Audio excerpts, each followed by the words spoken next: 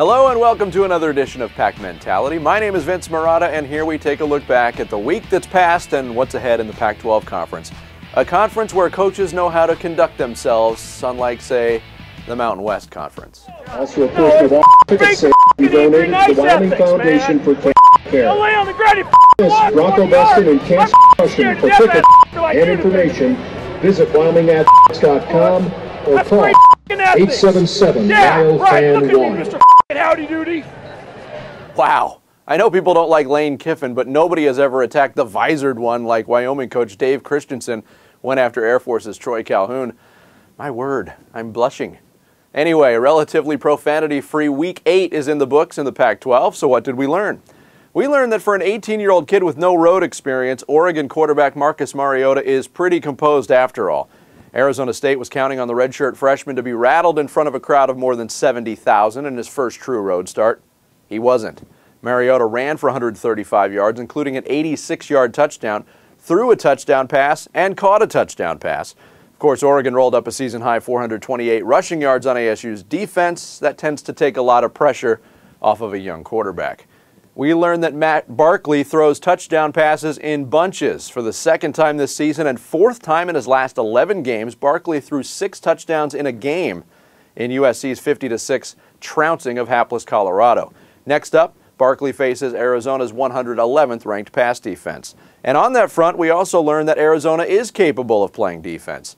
Rich Rodriguez's team has struggled mightily on that side of the football this season, but they did a nice job against Washington. The Wildcats forced 3 turnovers and shut out the Huskies in the second half during an impressive 52-17 win. On the picks, I finally got my undefeated week. The 5-0 mark pushes the season record to 46-13. In the rankings, we may as well tell you about the BCS poll since that one has taken effect. So Oregon beats a 5-1 conference opponent on the road by 22 points, playing nearly a perfect first half, and falls a spot in the BCS rankings? Really? Anyway, the Ducks are now 4th, Oregon State 7th, USC comes in at number 9, and Stanford is ranked 17th. Let's dive into Week 9, shall we? There's no byes, everybody's on the field this week, and we'll start with the most sure blowout on the schedule. 4th-ranked Oregon hosting Colorado in Eugene. The Ducks opened up as a 47.5-point favorite, and considering that their lack of offense in the second half in last week's win over ASU likely cost them with the BCS computers, I think Oregon will take out their frustrations on the Buffs for a full 60 minutes. I like the Ducks 63-6. 9th-ranked USC is in Tucson to take on Arizona. This is a pretty intriguing matchup. Outside Oregon, I believe the Wildcats have the best offense in the conference. Matt Scott has been better than advertised at quarterback. He's got a deep and talented core of receivers to throw to, and running back Kadeem Carey runs like he's mad at the world. But USC's defense is slowly getting better. The Trojans are allowing just about 300 yards per contest over their last 4 games. And when USC's got the ball, I just don't see Arizona slowing down the Barkley, Lee, Woods passing trio, especially considering they've got the second worst pass rush in the Pac-12. I like USC 38-24. Washington State is fresh off their bye week, and it'll be interesting to see if Mike Leach has been able to breathe life into his senior class, which he said 2 weeks ago some members of that class have an empty corpse quality. Well, the undead of Wazoo are in Palo Alto to take on Stanford, who bounced back with a win over Cal following a tough loss at Notre Dame. Cardinal running back Stephon Taylor has 3 100-yard games in a row. Look for him to make it 4 straight against a Cougars defense that ranks 11th in the conference in rushing defense. Stanford will win at 35-14.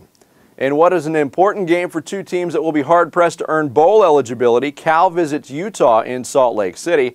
The Golden Bears continue to baffle. A team with plenty of offensive talent has been held without a touchdown twice this season, including last week's loss against Stanford. Utah, meanwhile, had a lot of chances against Oregon State, but turned the ball over 4 times and were victimized by a number of drop passes. This will be a tight game, but I think Utah uses their home field advantage to get their first conference win of the year, 24-21. Oregon State takes their perfect record on the road at Seattle to take on a reeling Washington team. The Huskies have been bitten by the turnover bug, committing 11 in their last 3 games. Not surprisingly, they are 0-3 in those contests.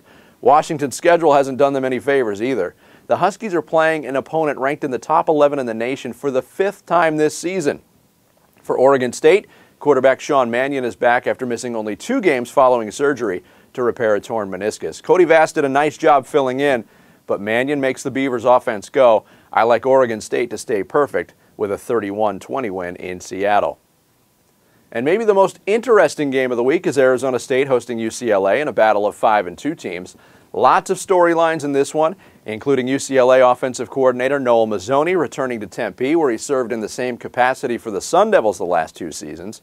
Bruins quarterback Brett Hundley, a Chandler High School graduate, will play in front of the home folks for the first time in his college career. And UCLA running back Jonathan Franklin is the leading rusher in the conference, averaging over 125 yards per game. But interestingly enough, since his huge season debut against Rice, Franklin has only been in the end zone once. For Arizona State, Will Sutton's availability is in question after he suffered a knee injury last week against Oregon State. The junior is back at practice after leaving the field on crutches last Thursday night. It looks like he'll be able to go, and that is huge for the Sun Devils. I think Arizona State wins a close one to become bowl eligible, 31-25. That'll put the wraps on another edition of Pack Mentality here on ArizonaSports.com. For more insight and observations on the Pac-12, you can follow me on Twitter at Vince Marotta. And hey, share your thoughts or ask a question, and it could be featured on next week's show.